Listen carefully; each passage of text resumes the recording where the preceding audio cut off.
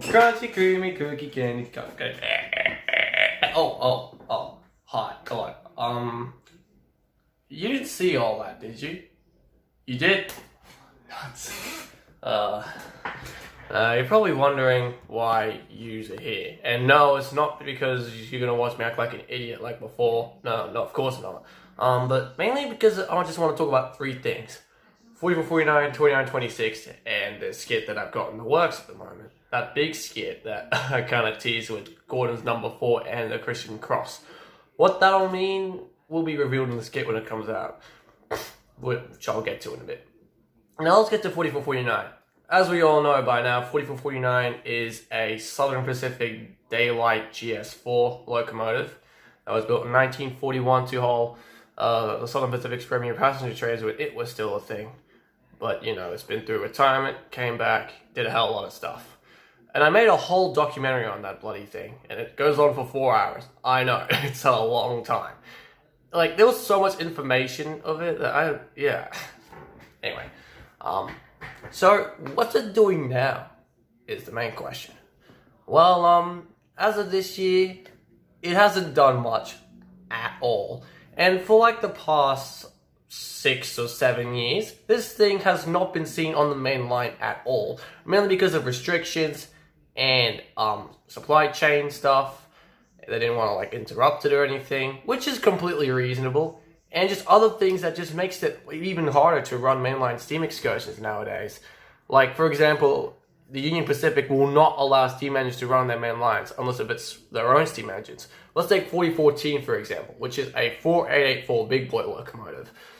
It is allowed to run on the main line because it's their own steam locomotive, because it's a part of their own steam program, so they would allow that thing to run the rails.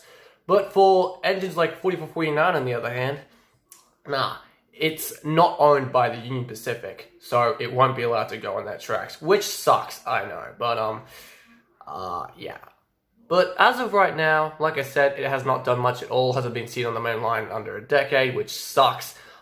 It was active for, National Train Day 2025, which occurred on May 10th, over at the Oregon Rail Heritage Center in Portland, Oregon.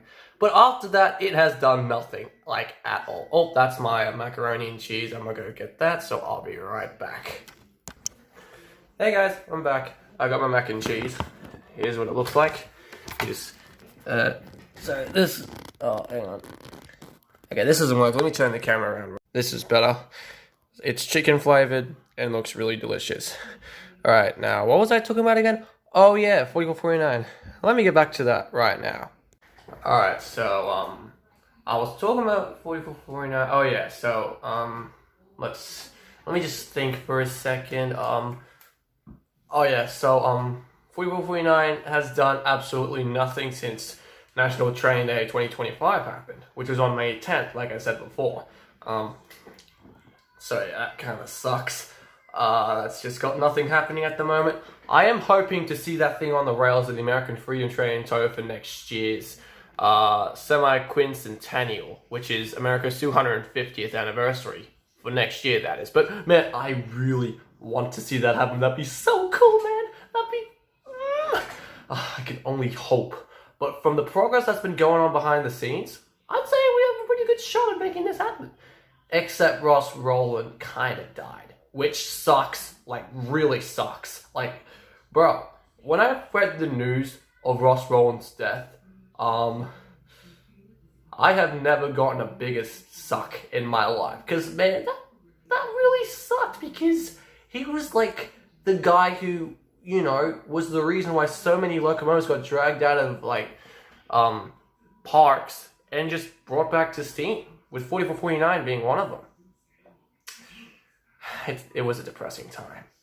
But, hopefully they will make a tribute for Ross Rowland. And he was also the reason why the American Freedom Train back in the 70s happened. So let's just hope they can make a tribute for him. So, yeah, with that depressing thing out the way, yeah, 4449, not much is happening. Hopefully we'll see it on the rails next year with the American Freedom Train. And that's about it. It's just done literally nothing.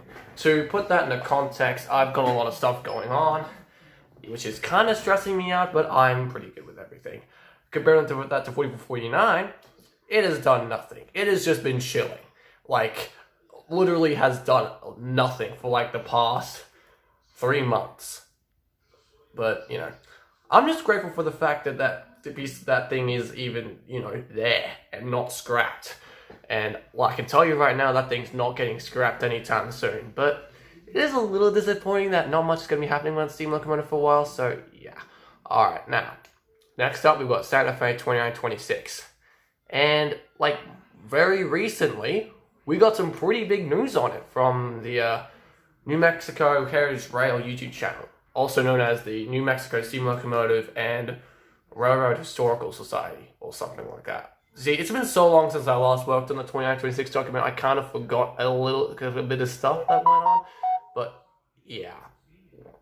Basically, to the news that was, you know, pretty big and quite shocking was that the organization was able to get their hand on not one, but 2 ex-Santa Fe Super Chief dorm cars.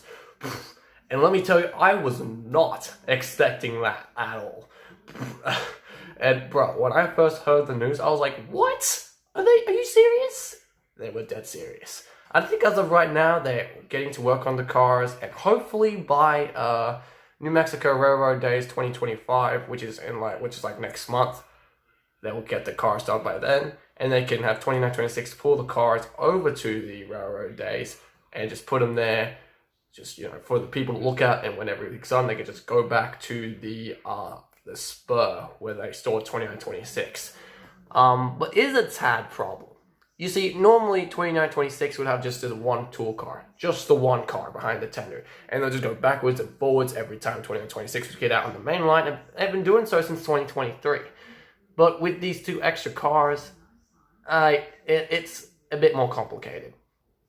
Because, you know, got 2 extra cars, train weight's going to increase a bit, and it makes it a bit hard to see when going in reverse. So either 2 things are going to happen. Actually, no, make it 3. They're going to run it tender first over to the New Mexico Railroad Days, or like turn it around somewhere, like turn the locomotive around, have it go facing forward, going to the New Mexico Railroad Days, or they're just going to have it run in reverse, like they've been doing for the past 2 years. Holy crap, time flies. But yeah, that's it, basically. Yeah, unlike 4449, 2926 is confirmed to be going back on the main line in like a month because of the New Mexico Railroad Days, and you usually see 2926 over there. Well, since 2023, that is. Which is a good thing. Really good thing. Now what's next? Oh yeah, that skit that I've got working on at the moment. It's nearly done. I'm going to eat this before it gets cold, so give me 1 second.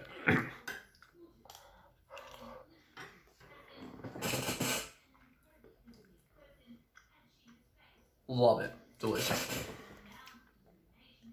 But with that skit, it's damn nearly finished. And I'm going to get that skit out by Saturday no matter what it takes. I currently got like a script done for my actress. Hopefully by now she's working on it. But then again, she's got other things going on, as do I. But yeah. I'm hoping to get the skit out by Saturday. If not, oh well. It's nearly done though, so don't worry about that. You won't have to wait much longer. And then, only then, can I come back to Story Corruption Episode 3 and finally get that finished. I know you guys have been waiting for like ever. I know. And you've all been very patient, so after the skit, I'm locking in a Story Corruption Episode 3. That only, I'm getting that done. All the other projects can wait. Though I will be working on some smaller videos in between, but my focus will be 100% on SESR Episode 3. Now, I can't tell you when it'll be out exactly because I've still got a long way to go with that. Although I am hoping to have that crap out by Halloween. Why so long, you ask? Well, Halloween is the spookiest time of the year. SESR Episode 3 is going to be more than spooky, bloody terrifying, at least for the start of it. Spoiler alert. Yeah. It's only suiting. Well, soothing? I don't know. There's a better word for it, but it suits Halloween because, spoiler alert, the start of it is going to be absolutely terrifying. And it only gets scarier from there. So, if you get, like, sleep paralysis after watching the episode, yeah, that's bad luck on you. the Soda Corrupted Soul series is horror, keeping it horror. I'm not changing it, so yeah, we're going all out with this one. And the episodes after that, they're gonna be revealing a lot about the Purple Mist. Let me say that. All right, I've said enough. If you enjoyed this little talk thing, thank you. I'm glad you enjoyed it. You know the drill. If you enjoyed, like, comment, subscribe, hit the bell on all notifications so you never miss another video like this again, and share this to whoever the hell you want if you're feeling that generous. Anyway, I'll see you all later, so bye.